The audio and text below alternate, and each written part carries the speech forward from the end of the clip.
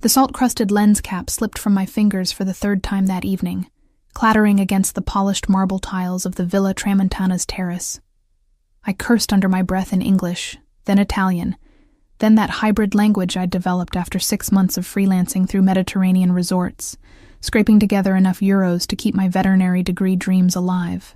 My knees ached from crouching behind potted lemon trees for the past 2 hours, capturing candid shots of wealthy guests who pretended not to notice my presence. The camera strap had rubbed my neck raw, and my borrowed black dress, meant to help me blend into the sophisticated crowd, stuck to my lower back with perspiration, despite the evening breeze rolling in from the Tyrrhenian Sea. I bent to retrieve the lens cap, my fingers brushing against cool marble that still held the day's warmth. The terrace stretched before me like something from a film set, all ivory columns and cascading bougainvillea, strings of Edison bulbs casting warm pools of light across clusters of laughing guests. Beyond the ornate balustrade, the Sardinian coastline curved away into purple twilight, the water darkening from turquoise to indigo. This was my 7th event in 2 weeks at the resort. The photography gig paid triple what I earned at the veterinary clinic back in Milan, where I spent my actual passion hours, organizing files and sterilizing equipment, while the real vets did the work I dreamed of doing. Here, I was the invisible observer, the hired eye capturing memories for people who could afford to forget them. I adjusted my position behind a particularly robust lemon tree, its branches heavy with fruit that probably cost more to maintain than my monthly rent. Through my viewfinder, I tracked a woman in an emerald dress as she threw her head back in laughter, diamonds at her throat catching light like trapped stars. Click. A elderly couple dancing despite the lack of music, their movements synchronized by decades. Click. A group of young men in linen suits, raising crystal tumblers toward the darkening sky. Click. Then I saw him. He stood apart from the other guests, leaning against the far balustrade with deliberate casualness that somehow drew more attention than the loudest conversations. Tall, perhaps early 30s, with dark hair swept back from a face that cameras would either love or fear. His white linen shirt, unbuttoned at the collar, caught the breeze, and his gray eyes swept the terrace with the methodical assessment of someone cataloging exits rather than admiring architecture. I'd photographed enough wealthy men to recognize the type. Power sat differently on some shoulders, not loud or obvious but present, like expensive cologne you only noticed when standing too close. This man wore it like a second skin. My finger hovered over the shutter button. Something told me not to photograph him without permission. Some guests explicitly requested privacy, their names on lists my employer provided with stern warnings attached. But he wasn't moving toward the festivities, wasn't engaging with anyone. He was watching. And then, with the uncomfortable precision of prey recognizing a predator's gaze, I realized he was watching me. Heat crept up my neck despite the cooling evening air. I lowered the camera slowly, trying to appear professional rather than caught. His expression didn't change, but one corner of his mouth lifted almost imperceptibly. Not quite a smile. More like acknowledgement. I should have looked away. Should have busied myself with my equipment. Found another angle. Melted back into my hired invisibility. Instead, something reckless flickered to life in my chest. Maybe exhaustion. Maybe defiance against constantly making myself small in spaces like this. I held his gaze and raised one eyebrow in question. His almost smile widened fractionally. He pushed away from the balustrade with fluid economy of movement, heading not toward me, but toward the bar, where backlit bottles glowed like jewels. I exhaled breath I hadn't realized I was holding, and turned my attention back to safer subjects. The next hour passed in the familiar rhythm of event photography. I moved through the crowd like water, there but unnoticed, capturing moments between the moments people performed for cameras. A child tugging her mother's designer dress. A server's tired smile when he thought no one was looking. the way candlelight transformed ordinary faces into something painterly and strange. I was reviewing shots on my camera's small screen when a voice spoke near my ear. Accented Italian wrapped around deliberately casual English. "You have an interesting eye."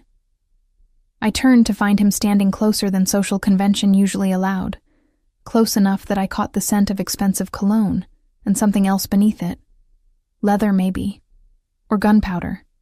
Though that thought seemed absurd in this setting. "Thank you," I replied in Italian, keeping my tone professionally neutral despite my heart's sudden acceleration. "Though I'm just documenting what's already here." "No." He gestured toward my camera with a glass of amber liquid. "You find the truth hiding behind the performance. That woman there." He nodded toward the emerald dress. "You caught her when she thought no one was watching. When her smile dropped for just a second and something else showed through." I glanced at the image he referenced. He was right. Between perfectly composed shots, I'd captured a flicker of something raw. Maybe loneliness. Maybe calculation. "Most people prefer the performance," I said carefully. "Most people are fools." The bluntness startled a laugh from me before I could stop it. Immediately, I pressed my fingers to my lips, aware of breaching some unspoken protocol about laughing at guests' comments. But his gray eyes warmed slightly, pleased rather than offended. "You disagree?" "I think," I said, surprising myself with honesty, "that everyone's performing something, even the people who claim they're not." "Even you?" "Especially me." I gestured at my borrowed dress, my professional camera, the invisible barrier I maintained between myself and the wealthy crowd. "I'm performing competent invisibility." "You're failing spectacularly." Heat rose to my cheeks again, but this time I met it with the reckless thing still flickering in my chest. "Is that a professional assessment or a personal observation?" Something dangerous flashed in his eyes, there and gone so quickly I might have imagined it. "Careful, photographer. Questions like that have consequences." The Italian word for photographer, delivered with such precise diction, felt more intimate than it should have. I straightened my spine, reclaiming the 2 inches of height I'd lost by unconsciously shrinking under his attention. "I should get back to work," I said, not quite steady but close enough. "Of course." He stepped back just enough to restore proper distance. "But before you disappear into your professional invisibility again, I'm curious. What do you see when you look at me?" The question caught me off guard. Through my viewfinder, I saw danger and control, and something coiled tight beneath expensive tailoring. But standing here, close enough to notice the faint scar along his left jawline, I saw something else too. Loneliness, maybe. Or the careful isolation of someone who'd chosen distance as armor. "I see someone who doesn't want to be here," I said finally. His expression shifted, genuine surprise replacing calculated charm. "You're observant." "It's my job." "No." He shook his head slowly. "Your job is pressing a button. This is something else." Before I could formulate a response, my phone vibrated with a message from Julia, the resort's event coordinator. 5 minutes until cake cutting. I needed to position myself near the main table. "I really do need to go," I said, already stepping back, already retreating into the safety of professional duty. "Wait." The single word stopped me. "Your name." I hesitated. Giving my name felt like crossing a line I didn't fully understand. But refusing seemed childish, theatrical in a way that would undermine my earlier boldness. "Iris. Iris." He repeated it like he was tasting wine, considering its qualities. "I'm Nico." "Nice to meet you, Nico." The formality felt absurd after our conversation, but I didn't know what else to say. "We'll see each other again," he said, not a question but a statement of fact. I wanted to argue, to point out that guests came and went while I remained in visible background, but something in his certainty made disagreement seem pointless. Instead, I nodded once and fled toward the safety of my camera, my professional distance, the familiar armor of being the observer rather than the observed. The cake cutting passed in a blur of flash photography and forced smiles. I captured the knife slicing through fondant, champagne toasts, the careful performance of wealth and celebration. But my hands shook slightly, and twice I had to delete shots where I'd unconsciously angled the lens to include him in the background, gray eyes still watching, still cataloging, still somehow finding me despite the crowd between us. When the event finally ended, I packed my equipment with mechanical efficiency, fingers moving through familiar routines while my mind replayed our conversation, searching for hidden meanings in every word. The terrace emptied gradually, guests drifting toward cars or rooms or wherever wealthy people went when the performance ended. I shouldered my camera bag and headed for the service entrance, the route staff used to maintain the illusion that places like this ran themselves. The corridor was blessedly cool after the terrace's warmth, fluorescent lights harsh after romantic Edison bulbs. Iris. I jumped, nearly dropping my bag. Nico stood in the corridor as if he'd materialized from shadows, still in his linen shirt, but with sleeves rolled to his elbows now, revealing forearms marked with what looked like old burns. "You shouldn't be back here," I said, reflexive concern making my voice sharp. "This area is staff only. I wanted to return this." He extended his hand. My lens cap rested in his palm. "You dropped it. Earlier." I stared at the small piece of plastic like it was something precious and dangerous. "You've been carrying that around all evening?" I considered keeping it. As a guarantee, you'd have to seek me out to retrieve it. His almost smile returned. "But I suspect you're stubborn enough to simply buy a replacement." "Probably," I admitted, taking the cap from his palm carefully, avoiding skin contact that suddenly seemed loaded with significance. "So instead, I'm asking directly. Have coffee with me tomorrow." Not a question. A request framed as statement, assuming acceptance. The reckless thing in my chest flared brighter. I should say no. Should maintain professional boundaries. Should recognize that whatever this was, it couldn't lead anywhere good for a girl from Milan trying to pay for veterinary school with borrowed dresses and freelance photography. "I work mornings," I heard myself say instead. "Pool photography. I'm free after 1. 2:00, the cafe by the marina." Still not asking, but I found I didn't mind. "How do you know I'll actually show up?" He leaned closer, close enough that I caught that scent again. Leather and danger beneath expensive refinement. "Because you're as curious about me as I am about you, and because you're brave enough to admit it." Then he was gone, footsteps fading down the corridor before I could formulate a response. I stood alone under harsh fluorescent lights, clutching a lens cap like a talisman, my heart racing in a way that had nothing to do with physical exertion. Tomorrow, I told myself. Tomorrow I'd be sensible. I'd send a polite message canceling, would avoid him for the remainder of his stay, would remember that I was here to work, to save money, to build a future that had nothing to do with gray-eyed men who looked at me like they could see past every performance, straight to something raw and true. But as I made my way to the staff quarters I shared with 3 other seasonal workers, as I lay awake listening to the Mediterranean's distant whisper, I knew I was lying to myself. I was going to that cafe, was going to see what happened when I stopped performing invisibility and let myself be seen. The thought terrified and thrilled me in equal measure. The morning sun turned the resort's infinity pool into liquid sapphire. I crouched at the shallow end, waiting for the perfect shot of a toddler in water wings, his mother hovering nearby with the anxious attention of someone who'd paid too much for this vacation to let anything go wrong. My camera felt heavier than usual, or maybe that was just the weight of anticipation pressing down on my chest. 2:00, the Marina Cafe. Nico's gray eyes holding mine in the staff corridor, promising nothing and everything at once.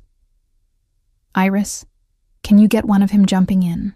The mother's voice pulled me back to professional focus. "Of course, Signora."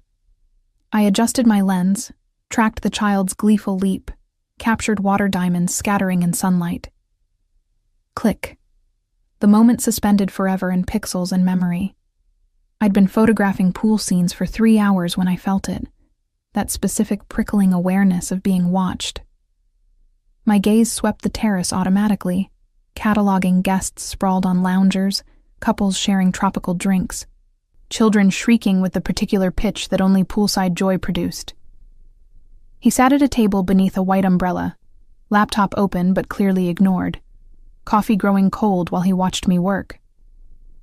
Not obviously, not in the creepy way some guests watched young staff. Just steady observation, like I was something worthy of study rather than scenery. Heat crawled up my neck despite the pool's cooling proximity. I turned deliberately back to my subjects, refusing to acknowledge his presence even as every nerve ending tracked his location with uncomfortable precision. The morning stretched into afternoon. I moved around the pool's perimeter, changing angles, adjusting for shifting light. He remained at his table, occasionally typing something, but mostly just existing in my peripheral vision, like a gravitational force I couldn't ignore. At 12:30, Julia appeared with the clipboard that governed my life at the resort. "Iris, you're done early today. The afternoon photography is covered. Some VIP requested his own personal photographer for a private yacht excursion." My stomach dropped. "Oh, that's good, I suppose. More time to edit photos." She gave me an odd look. "You're disappointed about having free time? Are you feeling well?" "Fine," I lied, gathering my equipment with hands that wanted to shake. "Just surprised, that's all." As I packed my camera into its protective case, I felt him approach before I saw him. The air changed, charged with that specific tension that had marked our first conversation. "Iris." His voice carried just the right volume to be heard over poolside noise without drawing attention. "I'm the VIP who requested the personal photographer. Unfortunately, there's been a change of plans. The yacht excursion is canceled." I turned slowly, finding him close enough to see water droplets on his collar from the pool's splash zone. "That's unfortunate for you. Devastating." His mouth curved with amusement that didn't quite reach his eyes. "I suppose I'll have to find alternative entertainment for the afternoon. Perhaps that cafe by the marina. 2:00. The presumption should have annoyed me, should have triggered my instinct to resist being managed, controlled, assumed. Instead, that reckless thing in my chest sparked hotter. "I haven't decided if I'm going yet," I said, deliberately casual. "Yes, you have." He stepped closer, just inside the boundary of appropriate distance. "You decided last night, when you didn't immediately refuse. You decided this morning when you wore that dress instead of your usual work clothes." I glanced down at myself, at the sundress I'd borrowed from my roommate Elena, pale blue cotton that actually fit instead of hanging loose like my usual secondhand finds. Damn him for noticing. Maybe I just felt like wearing something different. Maybe. His gray eyes held mine with uncomfortable intensity. "Or maybe you wanted to see what happens when you stop performing invisibility, when you let yourself be seen." The echo of my own thoughts from last night felt like invasion and intimacy tangled together. I opened my mouth to respond, to say something cutting and clever that would re-establish distance, but Julia's voice interrupted. "Signor Tesaro, your driver called. He's waiting at the main entrance whenever you're ready." Tesaro. So now I had a surname to attach to those gray eyes, that dangerous almost smile. Nico Tesaro. "Thank you, Julia." He didn't look away from me. "Tell him I'll be there shortly. I'm just finishing an important conversation." After Julia retreated, I shouldered my camera bag with more force than necessary, You orchestrated this. The canceled yacht, the freed afternoon, everything. I created an opportunity. He reached out as if to touch my arm, then thought better of it, hand falling back to his side. What you do with it remains your choice. Does it? I challenged. Or did you already decide that too? Something flickered in his expression. Maybe surprise, maybe approval. You have a sharp tongue when you're not hiding behind your camera. And you have a habit of assuming you know me based on one conversation. Then prove me wrong. The challenge hung between us like suspended breath. Don't show up. Go back to your room, edit your photos, spend the afternoon being safely invisible. Or, he let the alternative dangle, unspoken, but heavy with implication. I should have walked away, should have recognized manipulation wrapped in charm, should have remembered every warning about powerful men and the damage they leave behind.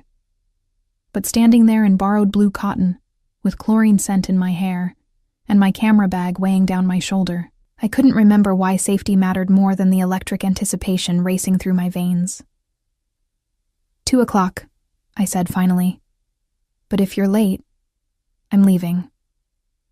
His smile widened into something genuine, transforming his face from dangerous to almost beautiful. I'm never late, Iris. He left then, striding across the terrace with that fluid confidence that parted crowds without effort. I stood alone by the pool, heart hammering against my ribs, already regretting and anticipating in equal measure. Elena found me in our shared room at 1:30, staring at my reflection with the critical eye usually reserved for composition through a viewfinder. The blue dress suddenly seemed too casual, too provincial, too obviously borrowed. You're nervous. She sprawled across her bed, dark curls still damp from her own shift-cleaning guest rooms. This is about that man from last night, yes? The one Julia says rented the presidential suite for a month. A month? I turned from the mirror. Who stays at a luxury resort for a month? Someone who can afford to rent out entire yachts for private photography sessions. Elena's grin was knowing. Someone who cancels them just to free up your afternoon. It's just coffee. Nothing is just coffee when a man looks at you the way Julia says he was looking at you this morning. Like you were the only person at the entire pool. I sat on my own bed, suddenly exhausted by anticipation. I don't know what I'm doing, Elena. He's clearly wealthy, clearly used to getting what he wants. And I'm a freelance photographer wearing your dress because I can't afford my own nice clothes. So? Elena sat up, expression fierce with sudden protectiveness. You're also brilliant and kind and brave enough to leave everything you knew to chase your dreams. If he can't see that, then he's not worth your time. But if he can, she softened, then maybe stop hiding long enough to let him. Her words echoed Nico's from earlier. Stop performing invisibility. Let yourself be seen. At 1:55, I stood outside the Marina Cafe, salt air tangling my hair and doubt tangling my thoughts. Small boats bobbed in their slips, rigging chiming against masts like wind chimes. The cafe was modest by resort standards. Locals mixed with tourists. Plastic chairs and sun-faded umbrellas instead of pristine luxury. I almost turned back 3 times in the 30 seconds before I spotted him. He sat at a corner table, dressed more casually than last night, dark jeans and a white button-down with sleeves rolled to his elbows. Those burn scars I'd noticed yesterday were clearer now, old marks that spoke of close contact with fire or something equally unforgiving. When he saw me, he stood, the gesture so automatic it seemed like reflex rather than performance. You came. He pulled out a chair for me, the old-fashioned courtesy at odds with the modern setting. I said I would. I sat, hyper-aware of his proximity as he returned to his own seat. People say many things they don't mean. He signaled the waiter with subtle efficiency. What would you like? Espresso, please. After the waiter retreated, Silence settled between us, not uncomfortable, but weighted with unspoken questions. I studied his face in afternoon light, noting details my camera would love. The sharp jawline, the slight crookedness of his nose suggesting an old break, the way his gray eyes caught sunlight like polished steel. "You're doing it again," he said quietly. "What?" "Cataloging, observing, hiding behind professional assessment instead of engaging directly." The accuracy stung. Maybe that's who I am, the observer. No. He leaned forward, elbows on the small table. That's what you do. It's not who you are.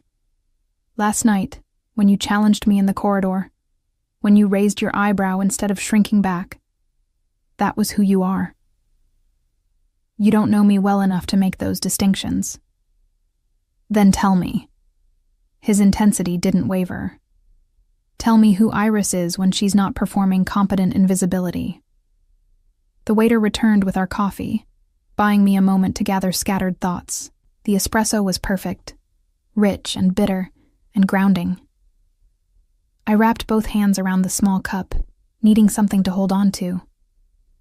"I'm 21, I began, unsure why I was answering but unable to stop. From Milan originally. I'm studying to be a veterinarian, which is absurdly expensive, so I take photography jobs wherever I can find them. I live in a room with 3 other seasonal workers. I own 2 dresses and both are borrowed. My camera cost more than everything else I own combined because it's the only thing that matters besides my education." He listened without interruption, gray eyes tracking every word like each one mattered. "I love animals more than people," I continued, the words coming faster now. "I'm better with wounded things than healthy ones. I cry at documentaries about rescue dogs, but not at romantic movies. I hate pretense and performance even though I engage in both constantly. And I don't understand what someone like you wants with someone like me beyond the obvious novelty." "The obvious novelty?" His eyebrow lifted. "The poor photography student, the fresh face in a sea of sophistication, the temporary entertainment before you move on to the next resort, the next distraction."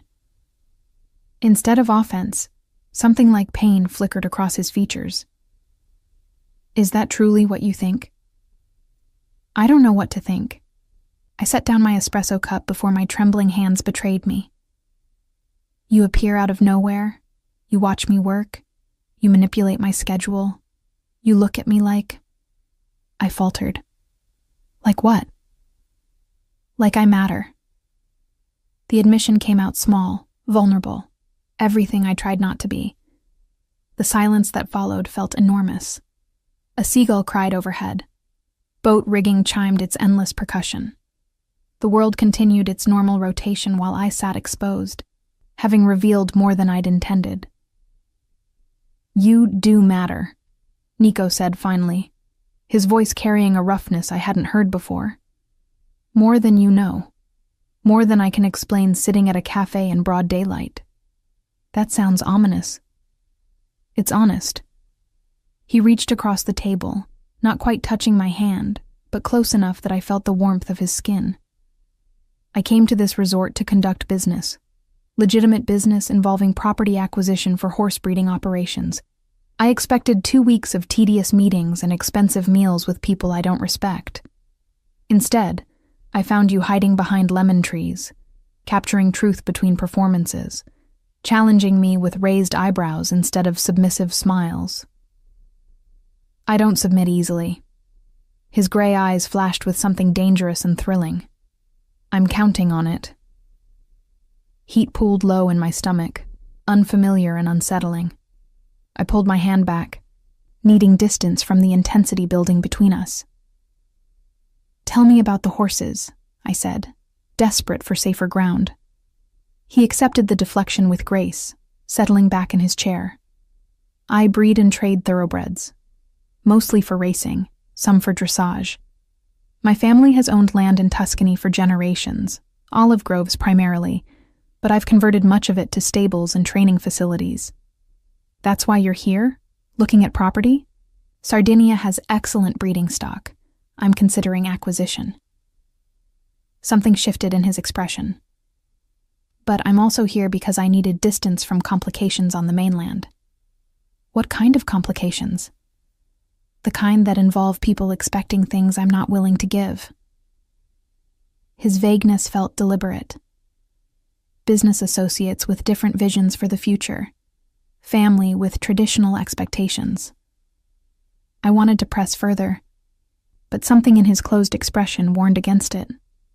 Instead, I said, "Tell me about the horses. What draws you to them?" His face transformed, walls lowering as passion for his subject overtook caution. They're honest in ways people never are. A horse can't perform or pretend. When they trust you, it's real. When they're afraid, they show it. They demand authenticity because they can sense deception. Like you can. He smiled slightly. Perhaps. Or perhaps I've just spent too much time with creatures more honest than the company I usually keep. We talked for 2 hours. Coffee turned to lunch, casual conversation deepening into genuine exchange. He asked about my veterinary studies with surprising knowledge, revealing that he'd considered becoming a veterinarian himself before family obligations directed him elsewhere. I asked about the logistics of horse breeding, fascinated despite myself by the complexity of bloodlines and training protocols. "You should visit sometime," he said, as the afternoon sun began its decline toward evening. "The stables, I mean. See the horses. You'd appreciate them." "I'm in Sardinia. You're in Tuscany. For now." His gray eyes held mine with renewed intensity. "But I have business here for another 2 weeks, and I imagine we'll continue running into each other." "You imagine that, do you?" "I'm arranging it." His honesty was refreshing and terrifying. "I've instructed the resort to schedule me for events you're photographing. I've booked private sessions that will require your specific services. I've essentially guaranteed that we'll be in close proximity for the foreseeable future." The manipulation should have angered me, should have triggered every self-protective instinct I'd developed over 21 years of learning to guard vulnerability. Instead, I felt that reckless thing in my chest blaze into something bigger, something that pushed words past careful filters. What if I don't want to be arranged? His almost smile returned. "Then you'll tell me to stop. And I will. But I don't think you want that any more than I do." He was right, damn him. I didn't want distance or safety or the comfortable invisibility I'd cultivated so carefully. I wanted this. The electric anticipation. The sense of standing on a precipice deciding whether to jump. "One condition," I said finally. "No more manipulation.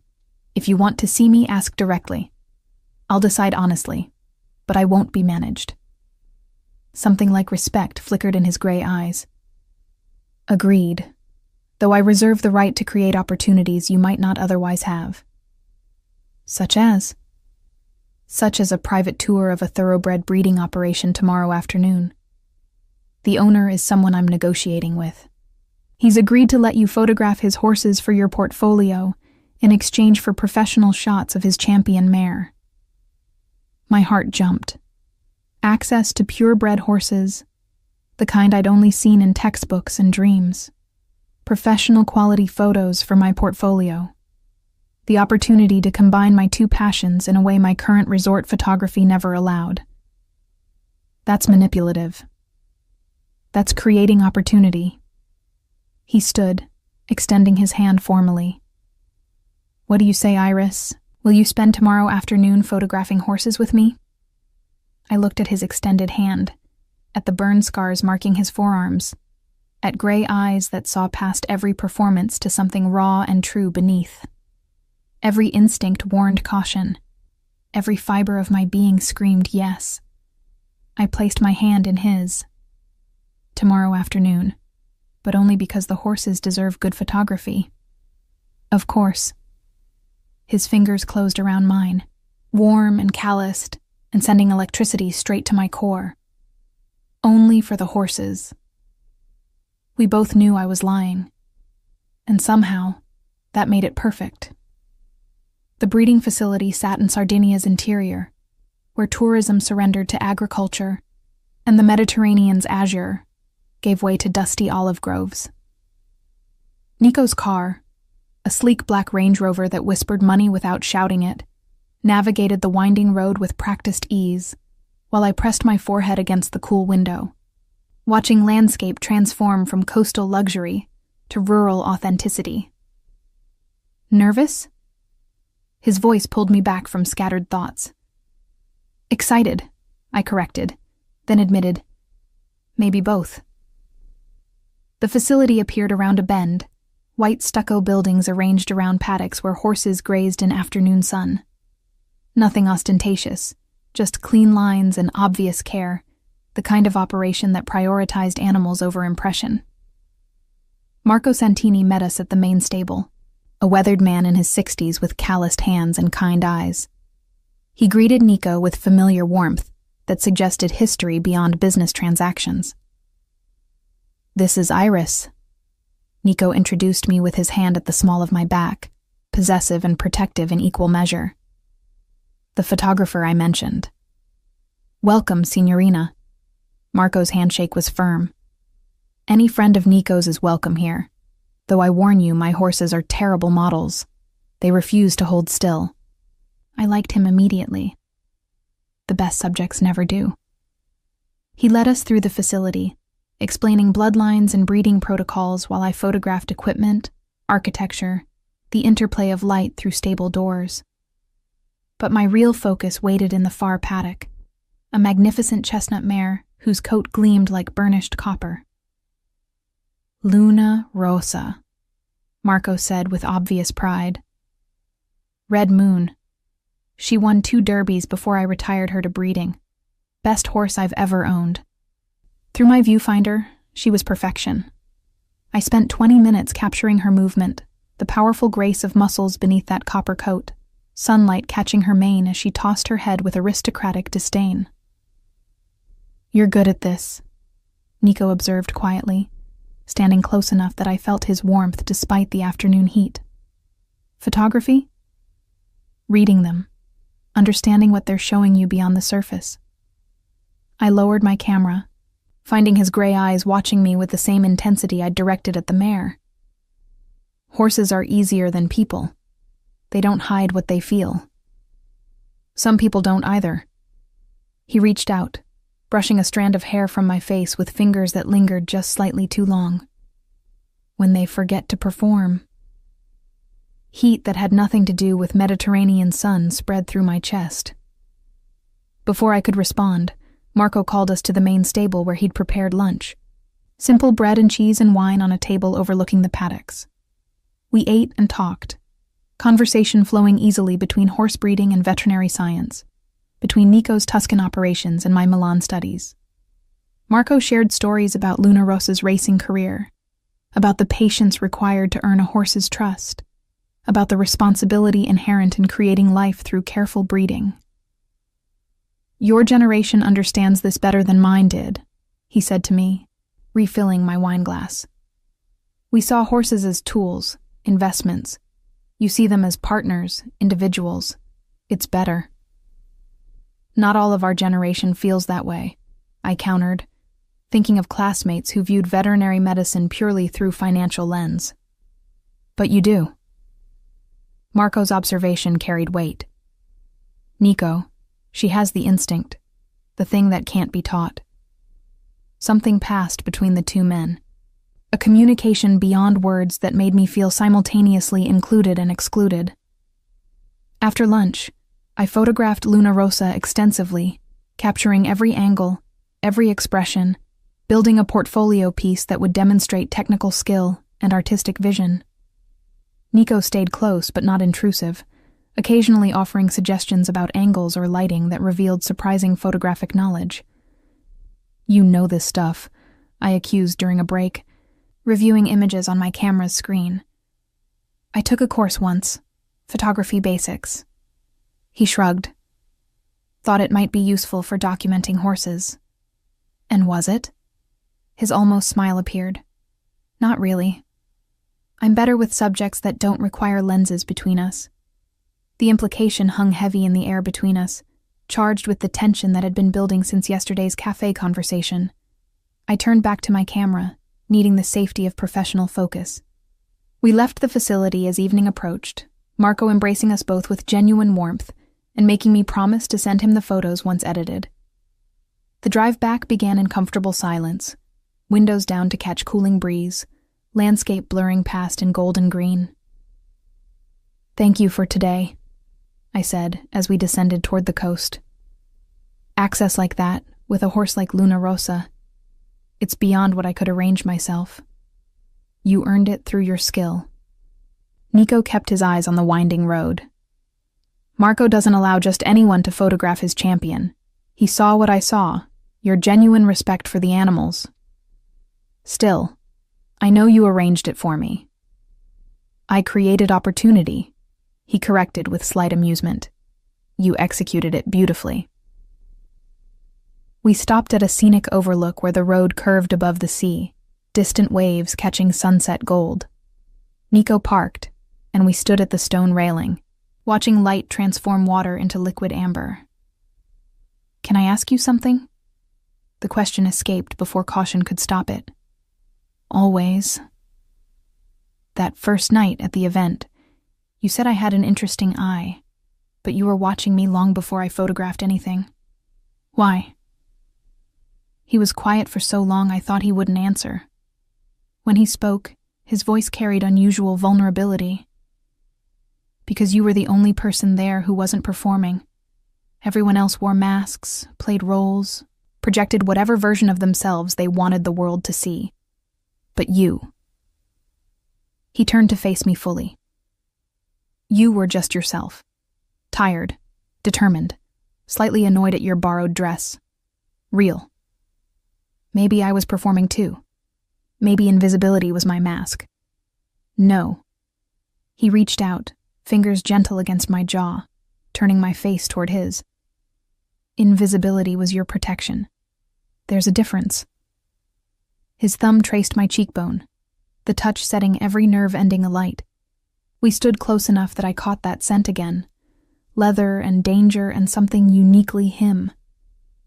My heart hammered against my ribs, anticipation and apprehension tangled together. "Iris."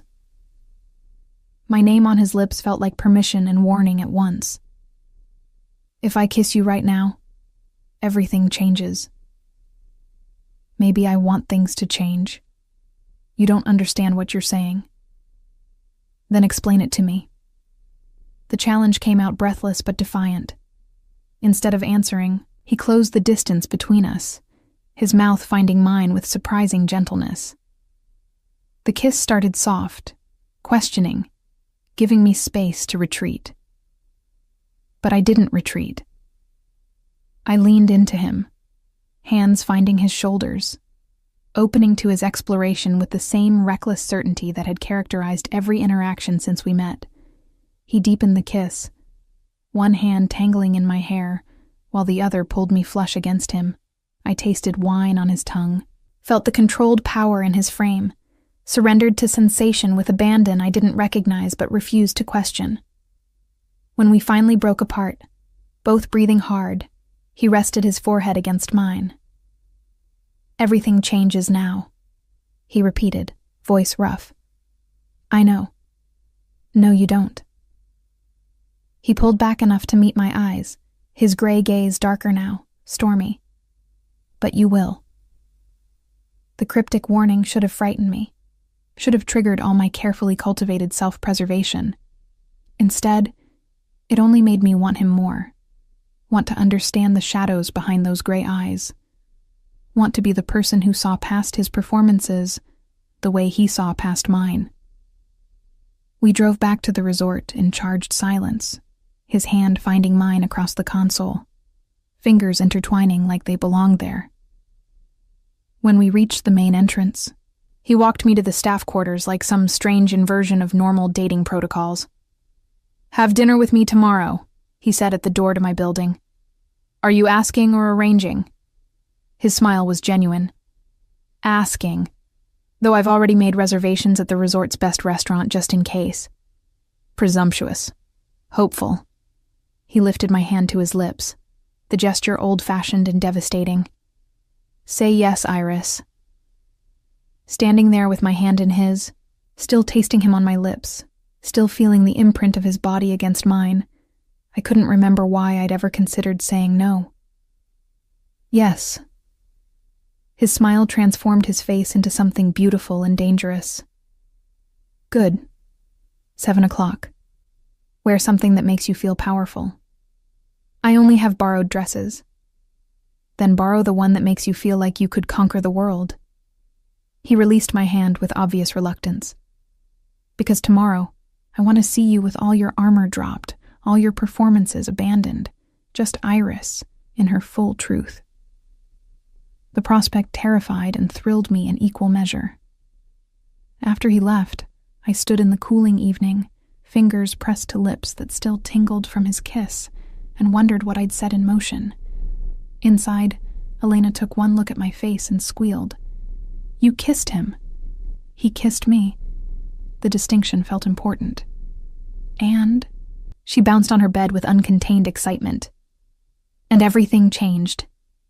I sank onto my own bed, suddenly exhausted by the emotional intensity of the day.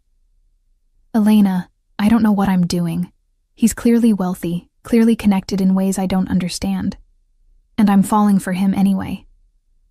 Her expression softened with rare seriousness. Then be careful, Kara. But also be brave. Sometimes the best things come from the scariest jumps. That night, I lay awake editing photos of Luna Rosa, each image capturing the mare's power and grace and honest beauty.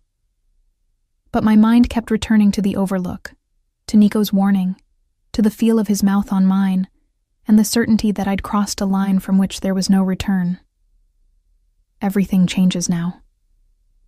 I knew he was right. I just didn't know yet what shape those changes would take, or how much they would cost. The borrowed dress was deep red, practically burgundy, with a neckline that revealed more collarbone than I usually dared, and a hem that swirled just above my knees. Elena's roommate had worn it to a wedding once, and forgotten it existed in the back of our shared closet, until I mentioned needing something powerful. You look like you could break hearts, Elena said, helping me with the zipper. I'm more worried about having mine broken. She turned me toward the mirror. The woman reflected there looked unfamiliar, confident in a way photography student Iris never managed. The dress did something to my posture, straightening my spine and squaring my shoulders like armor made of silk. Don't be late, Elena warned as I gathered my small purse. And text me if you need extraction. I'll fake an emergency. Nico waited in the resort's lobby, dressed in charcoal slacks and a white dress shirt with the top 3 buttons undone, revealing the strong column of his throat. When he saw me, something flashed in his gray eyes, hunger and appreciation, and something deeper I couldn't name. You're stunning, he said simply, offering his arm with old-fashioned courtesy. You clean up well yourself. The restaurant occupied the resort's highest floor, floor-to-ceiling windows offering panoramic views of coastline and Mediterranean sunset.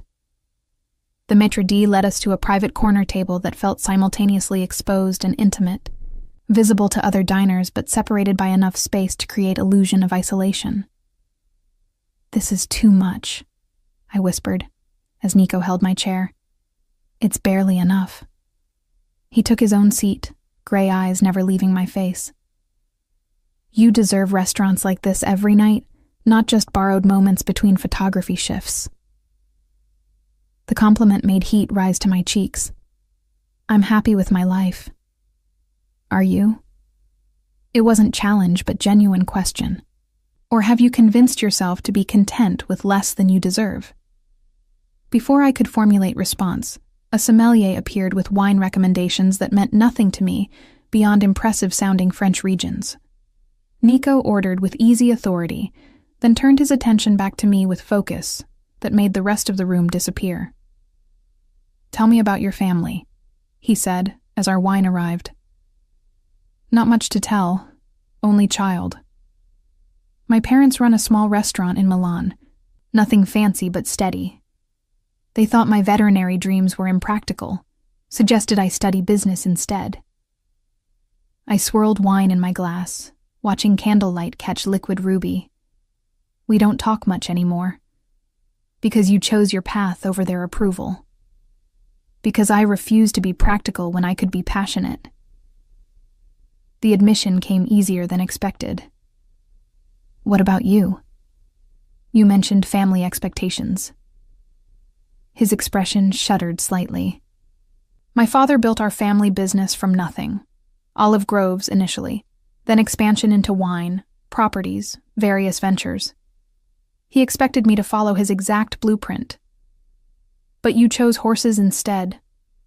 I chose authenticity over dynasty. He took a long drink of wine. It created complications. My father died disappointed, and my younger brother now runs operations I was supposed to inherit. The pain beneath his controlled tone made my chest ache. I'm sorry. Don't be. I made my choice knowing the cost. His gray eyes found mine with renewed intensity. The horses don't lie, don't perform, don't expect me to be anyone other than who I am. It's worth every sacrifice. Our food arrived, beautifully plated dishes that were more art than sustenance. We ate slowly, conversation flowing between bites, touching on everything and nothing. He told me about training young horses, about the patience required to earn trust without breaking spirit.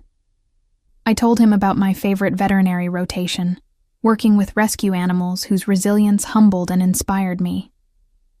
You light up when you talk about them, Nico observed, setting down his fork to focus entirely on me. The way your eyes brighten, your hands move, you become even more beautiful. I'm not beautiful. The protest was automatic. Years of being invisible, making compliments hard to accept. You are. He leaned forward slightly, not in the obvious way that photographs well or turns heads in crowds. Beautiful in the way truth is beautiful. In your honesty, your passion, your refusal to perform for anyone's comfort, including your own. The intensity of his regard made breathing difficult.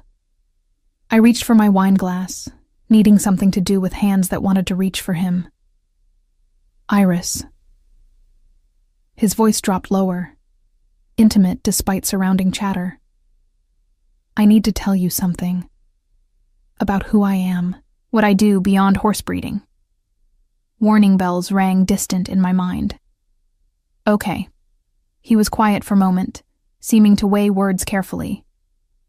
My family's business, the operations my brother now runs, they exist in gray areas. Legal primarily, but touching edges of things less legitimate. And while I've separated myself from direct involvement, some associations remain unavoidable. You're saying you're connected to organized crime. I'm saying I come from that world even though I've chosen to live outside it. He held my gaze steadily. The horses are entirely legitimate, clean income from clean sources. But people assume, because of my surname, that I operate the same way my father did. Do you? Not anymore. The answer came firm and immediate. But the reputation persists. And there are individuals who believe I should maintain family traditions, who create pressure for me to return to operations I've deliberately abandoned. The confession should have sent me running, should have triggered every self-preservation instinct. Instead, I found myself asking, is that the complication you mentioned? Why you needed distance from the mainland? Partly. His jaw tightened almost imperceptibly. There's a woman, Isabella, daughter of a business associate who believes our families should merge through marriage. It's a traditional arrangement I've refused repeatedly, but she and her father are persistent. Jealousy flared hot and unexpected in my chest. Is she here? In Sardinia? No. He reached across the table, fingers finding mine. She's on the mainland, finally accepting my refusal. I came here partly to establish distance, to make my position absolutely clear. And then you met me. And then I met you." His thumb traced circles on my palm, the touch sending electricity up my arm. Everything changed. Suddenly I wasn't hiding from complications. I was pursuing something real for the first time in years. The waiter appeared to clear our plates, breaking the moment's intensity. When he retreated, Nico stood and extended his hand. "Walk with me." We left the restaurant, descending through the resort to the private beach where waves whispered against sand and moonlight painted everything silver. My borrowed heels dangled from one hand while I walked barefoot, feeling cool sand between my toes, the hem of my red dress swirling around my calves. "This is better," I said, breathing in salt air and freedom. The restaurant was beautiful, but too formal. Noted for future reference. Nico had rolled his pants to mid-calf, expensive fabric given to practicality without hesitation. Though I enjoy seeing you in settings that match your beauty. We walked in comfortable silence, waves providing percussion to our footsteps. The resort glowed behind us, distant and unreal, while ahead stretched darkness and possibility. "Can I ask you something?" Nico stopped walking, turning to face me with moonlight catching his gray eyes. "And will you answer honestly, without performing confidence or indifference?" "I'll try." "What are you afraid of? Specifically with me, with this?" He gestured between us. "What keeps you from fully surrendering to what's building here?" The question caught me off guard with its directness. I stared at dark waves, gathering thoughts scattered by wine and moonlight and proximity. "I'm afraid of losing myself," I admitted finally. "You're overwhelming, Nico. Your confidence, your resources, your ability to arrange reality around your preferences. I'm afraid that being with you means disappearing into your orbit, becoming an accessory rather than a partner. And if I promised that would never happen?" "You can't promise that." I turned to face him fully. "Because you don't understand what it's like to be me. To scrape together rent payment by payment, to wear borrowed dresses, to be invisible by necessity rather than choice. Your world is so different from mine that I don't know how to exist in it without losing the things that make me who I am." He studied me for a long moment, expression unreadable in moonlight. Then he stepped closer, hands finding my waist with gentle possession. "What if I don't want you to exist in my world?" His voice was low, intense. "What if I want to exist in yours? To learn invisibility, to understand scraping and struggling, to see reality through your eyes instead of mine? That's not how power dynamics work." "Then we change them." He pulled me closer, until our bodies touched with electric awareness. "We create something new. Not my world or yours, but ours. Built from equal parts struggle and privilege, invisibility and exposure. You make it sound simple. It's terrifying." His forehead touched mine. "But I'm willing to be terrified if it means having you. All of you. Not the performed version, but the raw truth underneath." I tilted my head back, searching his face for deception or performance. Found only honesty that matched my own vulnerability. "If I do this," I whispered, "if I surrender to this thing between us, you have to promise me something. Anything. Promise you'll tell me the truth. About your family, your business, the gray areas you mentioned. I can handle danger and complication, but I can't handle being lied to." His hands tightened on my waist. "I promise. Complete honesty, even when it's ugly. And you have to let me keep being me. Keep taking photography jobs. Keep studying. Keep existing outside your arrangements and orchestrations. I'll create opportunities, not cages." His almost smile appeared. "Though I can't promise not to be occasionally overbearing about your safety and happiness." I can live with occasional overbearing." The smile widened into something genuine and beautiful. "Then we have an agreement?" Instead of answering with words, I closed the remaining distance between us, kissing him with the certainty that had been building since our first conversation. His response was immediate and consuming, hands tangling in my hair, pulling me flush against his body with barely restrained hunger. We kissed like drowning people finding air, like truth finally acknowledged, like surrender and victory tangled together. The borrowed dress probably suffered in the sand.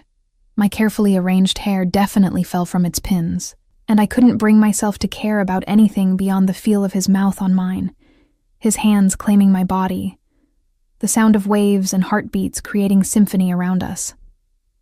When we finally broke apart, both breathing hard, he rested his forehead against mine again. "Stay with me tonight," he murmured against my lips. "Not for performance or expectation. Just stay. Nico, just sleep." He kissed the corner of my mouth gently. "Let me hold you while you rest. Let me wake up knowing you're real and not something I imagined." The request was more intimate than seduction would have been. I should have refused, should have maintained boundaries and proper distance. Instead, I found myself nodding, saying yes to this man who saw past all my performances to something raw and true beneath.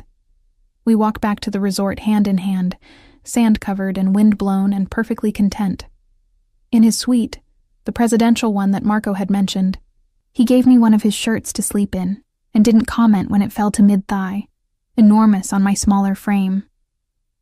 We lay together in the massive bed, his arms around me, my back against his chest, fitting together like pieces designed specifically for this configuration. Outside, waves provided distant percussion. Inside, his heartbeat against my shoulder blade created different rhythm entirely. "Thank you," he whispered into my hair. "For what?" "For being brave enough to let me see you, the real you." I laced my fingers through his where they rested against my stomach. "Thank you for looking." Sleep claimed us tangled together, moonlight painting the room silver, the future uncertain, but the present perfect in its honesty. Morning arrived with Mediterranean sun streaming through floor-to-ceiling windows, and the disorienting realization that I'd woken in Nico's arms, in his bed, in the presidential suite that probably cost more per night than my monthly rent. He was already awake, propped on one elbow watching me with expression that mixed tenderness and possession. His hair was mussed from sleep, making him look younger, less controlled, achingly human. "You're staring," I mumbled, voice rough with sleep. "You're beautiful when you wake, all soft edges and honest confusion." He traced my jawline with gentle fingers. "Though I suspect you're about to panic and run." "I should get back to staff quarters before Elena sends a search party." "Stay." He pulled me closer, tucking my head beneath his chin. "Just a few more minutes." I let myself relax into his warmth, breathing in his scent, memorizing the feel of his heartbeat against my cheek. These stolen moments felt precious and fragile, like morning mist that would burn away under scrutiny. "I have pool photography at 10, I said finally, reluctantly pulling away. "If I'm late, Julia will actually send people looking. Then I'll make sure you're not late." He kissed my forehead before releasing me. "But tonight, have dinner with me again. Something less formal. Just us and food that doesn't require 3 forks. "That sounds perfect." The walk back to staff quarters in yesterday's red dress felt like performing the ultimate walk of shame. Except I felt no shame. Only contentment that persisted despite knowing eyes tracking my path. Elena was waiting, of course, bouncing with barely contained excitement. "Tell me everything," she demanded the moment the door closed. We talked, walked on the beach. I stayed over. I pulled the dress over my head, grateful for comfortable clothes. Nothing happened beyond sleeping. That's almost more intimate. Elena's knowing look made heat rise to my cheeks. Iris, are you falling for him? Probably. The admission felt simultaneously terrifying and liberating. Is that completely insane? Maybe. She hugged me quickly. But the best things usually are. The next week passed in a blur of stolen moments between professional obligations. Nico was true to his word about not arranging my schedule, but we still found each other constantly. Morning coffee before my pool shift. Afternoon walks through olive groves. Dinners at the small local restaurants where tourists never ventured, and the food came from family recipes rather than expensive imported ingredients. He showed me his world piece by careful piece. Photos of his Tuscan stables, the rolling hills and cypress trees, creating landscapes straight from Renaissance paintings. Videos of young horses learning to trust human handlers, their gradual transformation from skittish to confident under patient training. Stories about individual animals, their personalities and quirks, told with the affection most people reserve for family. I showed him mine too, my cramped student apartment in Milan through phone photos, laughing at his carefully controlled expression when he saw my kitchen that was really just a hot plate and mini fridge. My favorite veterinary textbooks, pages dog-eared and annotated with passionate marginalia. The rescue dog I'd fostered briefly last year before school demands made it impossible. A 3-legged mutt named Dante who'd trusted me enough to sleep on my bed, despite obvious history of abuse. You saved him, Nico observed, studying the photo of Dante's trusting eyes. Just temporarily. Someone else adopted him permanently. But you gave him the foundation, showed him trust was possible. His gray eyes found mine with uncomfortable intensity. That's a rare gift, Iris. The ability to heal wounded things. The conversation felt weighted with subtext I couldn't quite decode. On the 8th day, everything shifted again. I was photographing an afternoon pool event when Julia approached with her clipboard and worried expression. Iris, there's someone asking for you at the main desk. A woman. She's quite insistent. Confused, I followed Julia to the lobby where a stunning brunette waited, designer sunglasses pushed atop perfectly coiffed hair, her posture radiating wealth and barely contained irritation. You must be Iris, she said in Italian, carrying distinct Milan accent. I'm Isabella Conti. I believe you've been spending time with my fiancé. The word fiancé hit like physical blow. I'm sorry. There must be some mistake. No mistake. Her smile was ice. Nico Tesaro and I have an understanding. A business arrangement between our families that he seems to have forgotten during his vacation. He told me he refused your father's proposal. He tells everyone that. She removed her sunglasses, revealing eyes hard as gemstones. But actions speak louder than words, don't they? And his actions include maintaining an apartment in my building, attending family functions as my partner, and accepting my father's business investments in his precious horses. Each statement felt calculated to wound. I don't believe you. Call him then. Ask him directly. Isabella's confidence never wavered. Or better yet, ask him about the property deal he's negotiating here. Who do you think is funding it? My father. With the understanding that Nico and I will merge our families as his father always wanted. My phone felt heavy in my pocket. I wanted to pull it out, to demand answers, but doing so in front of Isabella felt like weakness I couldn't afford. Why are you telling me this? I asked instead. Because you're a complication he doesn't need right now. Her expression softened into something almost sympathetic. Look, you seem nice enough. But you're 21, working photography jobs to pay for school. Nico is 31 with family obligations and business complexities you can't possibly understand. Whatever fantasy you've been enjoying here, it ends when vacation ends. That's for him to decide, not you. Is it? She stepped closer, voice dropping. He hasn't told you everything, has he? about his family's real business, about why he needed to leave Milan so suddenly, about the people his father owed money to before he died. He told me about the gray areas. Isabella laughed, sharp and bitter. Gray areas? That's diplomatic. Did he tell you about the horse racing scandal? The fixed races his father organized? The illegal betting operations? That's why Nico fled to legitimate breeding, to escape the investigation that's still ongoing. The information came too fast, too targeted. Each revelation designed to undermine the foundation of trust we'd been building. I think you should leave, I said, forcing steel into my voice despite trembling hands. I'm staying at the resort too. Presidential suite, same floor as Nico. Her smile was knife-sharp. We have dinner reservations tonight. You should ask him about it. She left in a cloud of expensive perfume and malicious satisfaction, leaving me standing in the lobby with my camera hanging heavy around my neck and my carefully constructed happiness crumbling like sandcastles against incoming tide. I made it back to the pool on autopilot, mechanically photographing guests while my mind raced through everything Isabella had said, searching for lies mixed with truth. The apartment in her building could be explained. The business investments could be legitimate. But the investigation, the scandal, the deliberate omission of crucial details despite his promise of honesty, that felt like betrayal. At 6 o'clock, I finished my shift and found a text from Nico waiting. Dinner tonight? Pick you up at 7.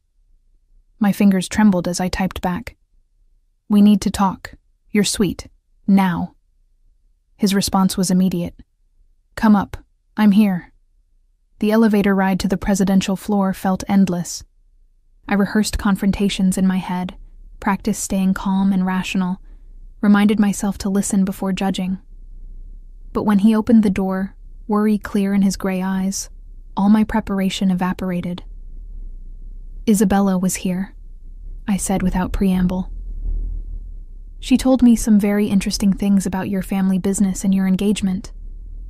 His jaw tightened. I'm not engaged to Isabella. That's a lie her father perpetuates to pressure me.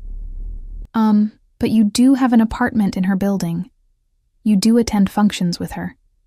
You do accept her father's money for your operations. Yes. He didn't deny any of it. But all of that has explanations if you'll let me give them. Then explain. I crossed my arms, needing the physical barrier. And don't leave anything out this time. He ran a hand through his hair, frustration and resignation mixing. Come in, please. This isn't a conversation for hallways. Inside his suite, he poured himself whiskey and offered me wine I refused.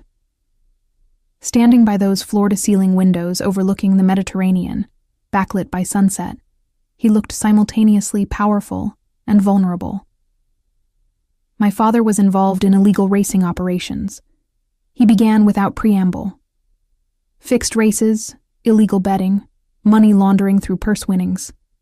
I didn't know the full extent until after he died, when investigators started asking questions. That's when I discovered the empire I was supposed to inherit was built on crime. So, you left. I created distance, sold my shares in his operations to my brother, used the money to buy land in Tuscany, started breeding horses legitimately. He took a long drink. But severing family ties completely isn't possible when your surname carries that history.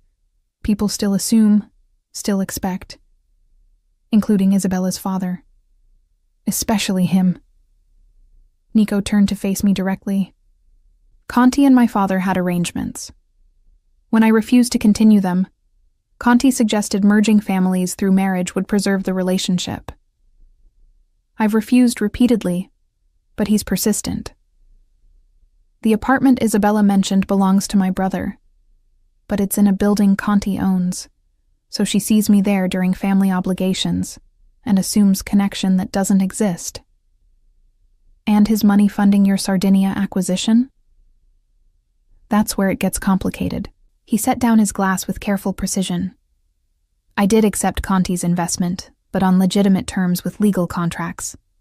I thought I could maintain business relationship without personal entanglement. I was wrong.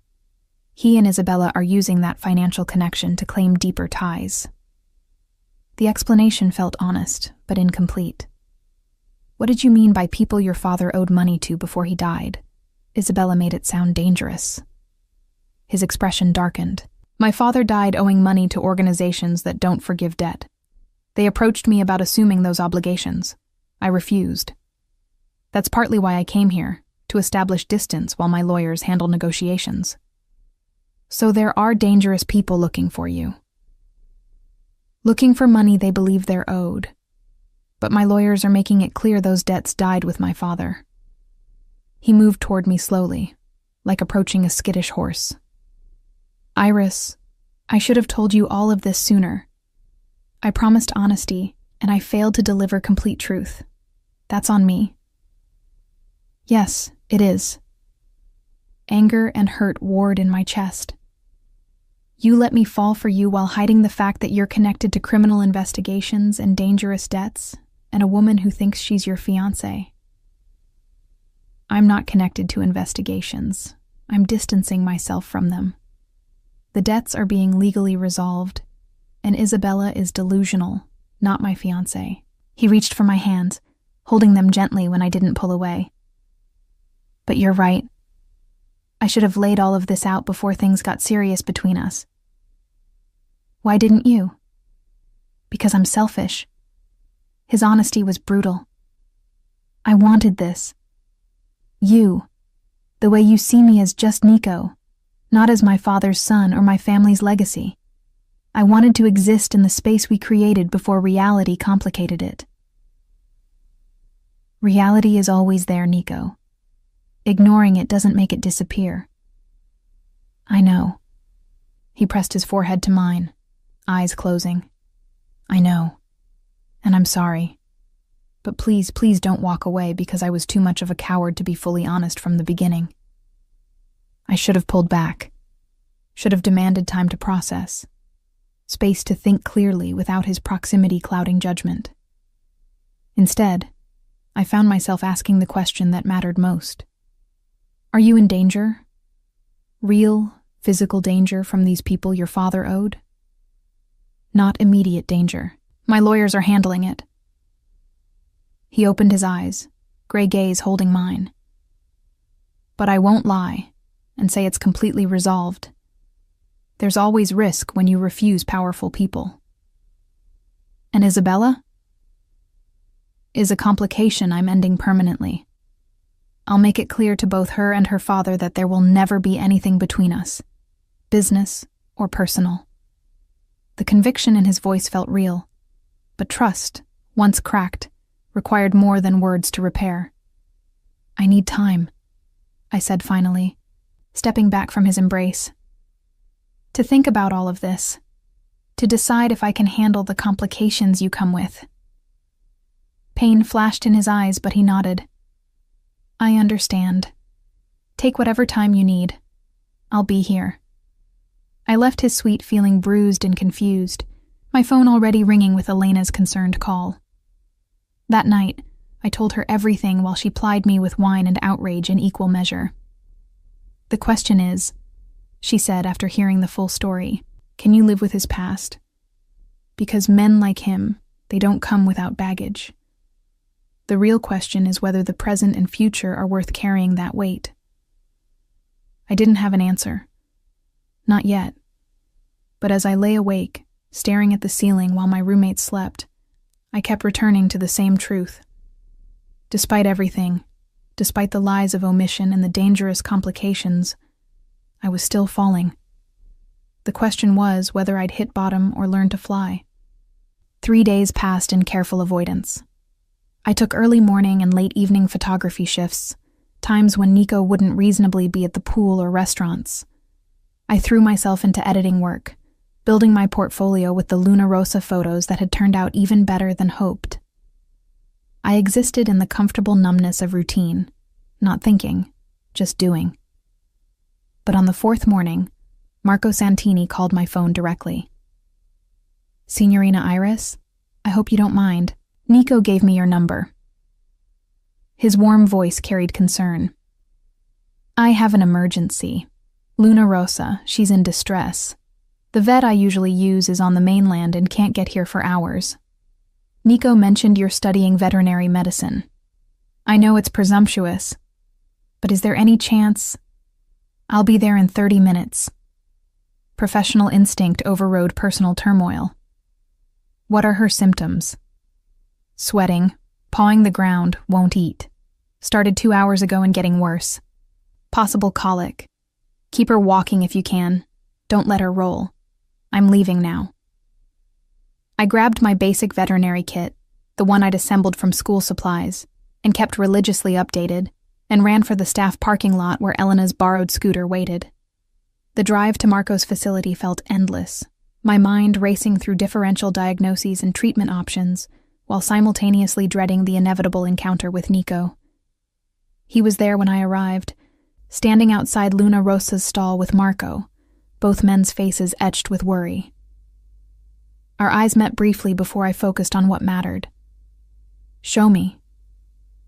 The mare was indeed in distress, sides heaving, eyes rolling with pain. I moved slowly, talking softly, letting her smell my hands before touching. Marco was right about colic, but I needed to determine severity. Do you have a stethoscope? I asked Marco. In the office. I'll get it.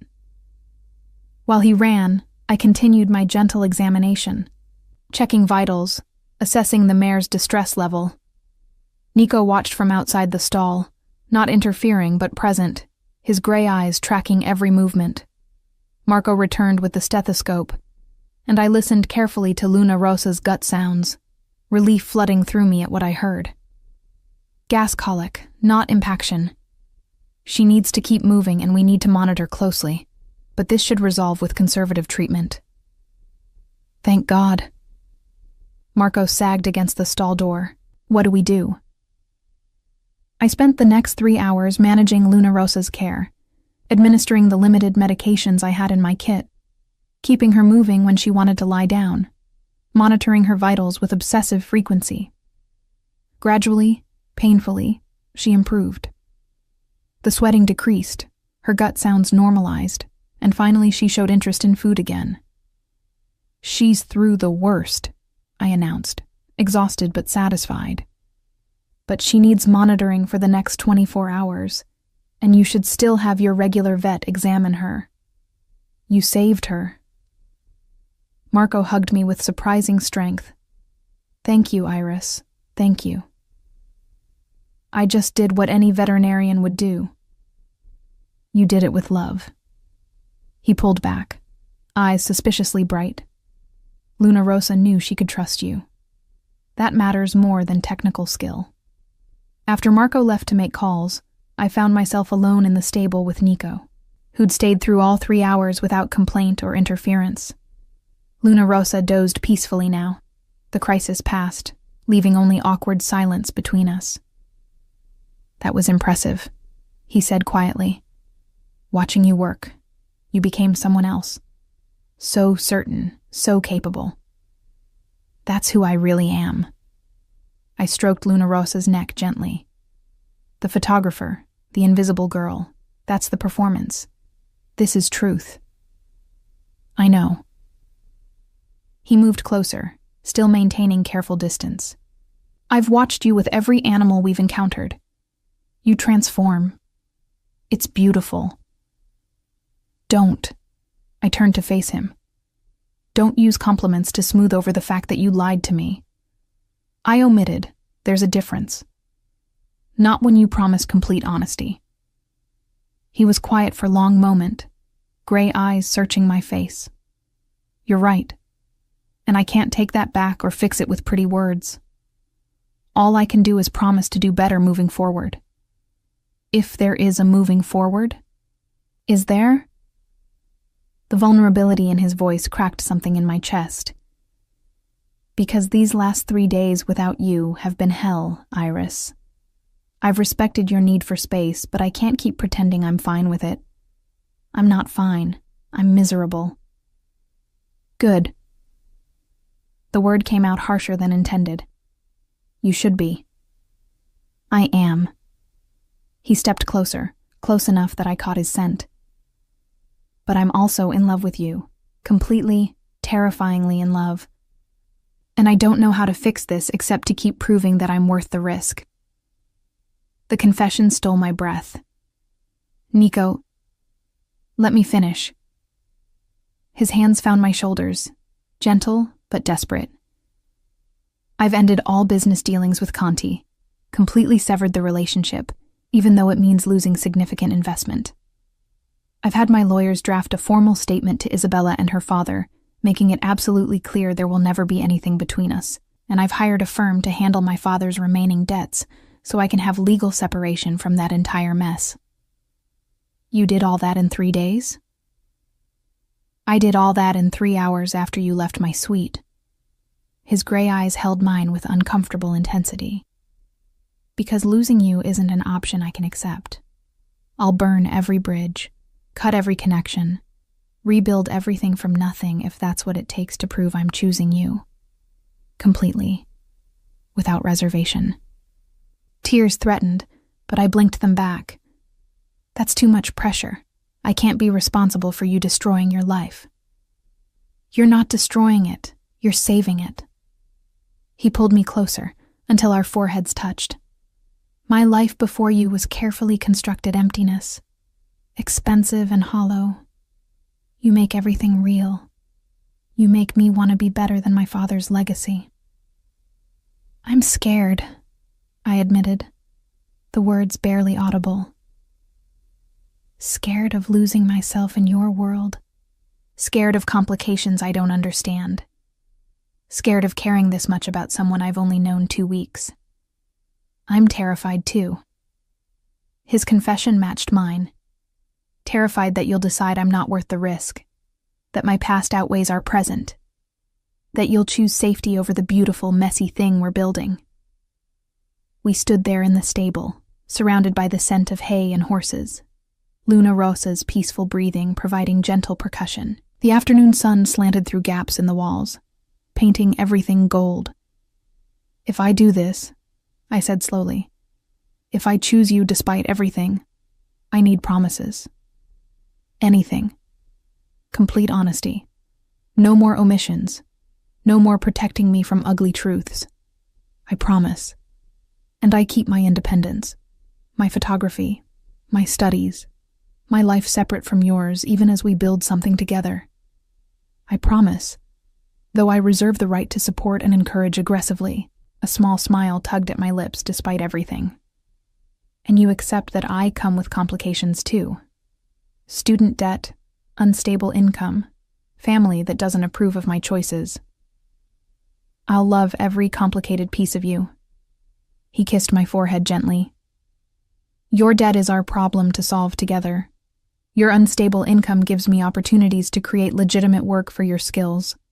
And your family will learn to accept you when they see how happy you are. You make it sound simple. It's terrifying and complicated and probably a disaster waiting to happen. His almost smile appeared. But I'd rather have complicated disaster with you than perfect emptiness without you. I pulled back just enough to search his face for deception. Found only honesty that matched my own fear and hope tangled together. Okay, I whispered. Okay, we try this. But if you lie to me again, I won't. He cut me off with a kiss, gentle and desperate and full of promise. Never again. I swear it. We kissed in the stable's golden light, surrounded by the peaceful sounds of horses and afternoon breeze, tasting salt from tears neither of us acknowledged. When we finally broke apart, both breathing hard, he rested his forehead against mine again. Come to Tuscany with me, he said quietly. When your photography contract ends next week, come see the stables, meet the horses, see if you can imagine building a life there. I have school in Milan. Tuscany is 2 hours from Milan. You could commute, or we could arrange housing closer to your university. His hands framed my face. I'm not asking you to abandon your dreams, Iris. I'm asking you to let me support them while we figure out this thing between us. The offer was enormous, terrifying, perfect. What would I do in Tuscany besides be your girlfriend? Be the veterinarian my stables desperately need. Be the photographer who documents our breeding program. Be the woman who transforms my hollow empire into something with heart and purpose. His gray eyes held mine with absolute certainty. Be yourself, in all your complicated glory, while I love you the way you deserve. Luna Rosa snorted softly, as if offering opinion on the proposal. I laughed despite tears still threatening, the sound mixing relief and terror, and something that felt dangerously close to hope. 1 month, I said finally. Trial basis. I finish my photography contract, then come to Tuscany for 1 month. If it works, if I can maintain my identity while being with you, then we talk about long-term plans. Deal. He sealed it with another kiss, deeper this time, full of promise and possession. Though I should warn you, I'm very good at making trial periods become permanent. Arrogant, confident.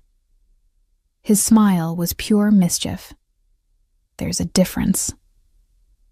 We left the stable hand in hand, Marco waving goodbye with knowing expression. The drive back to the resort was different this time, charged with anticipation rather than anxiety, my hand in Nico's across the console like it belonged there. That evening, we had dinner at the Marina Cafe where everything had changed the first time. But now the change felt different, not beginning but continuation, not falling but choosing to fly. Tell me about your favorite horse, I requested over simple pasta and local wine. Not the most valuable or successful. Your favorite. His face transformed, softening with genuine affection. Dante. I named him after your rescue dog. He's a 3-year-old gelding, completely unsuitable for racing because he's too gentle. But he loves people with the kind of trust that breaks your heart because you know someone hurt him before he came to me. What will you do with him if he can't race? Keep him forever. Simple certainty. Some horses aren't meant for competition. They're meant for teaching humans about patience and trust and unconditional love. I thought about my own Dante, the 3-legged dog who'd taught me similar lessons. I'd like to meet him. Your Dante. He'll love you. Nico's smile was soft. They all will. You have this gift with wounded things. You see past the damage to their core worth. Maybe that's why I see past your complicated history to who you really are. He raised his wine glass in mock toast. To seeing past surfaces to messy truth beneath. To choosing mess over empty perfection. We clinked glasses, sealing promises spoken and unspoken, acknowledging the terrifying leap we'd both agreed to take.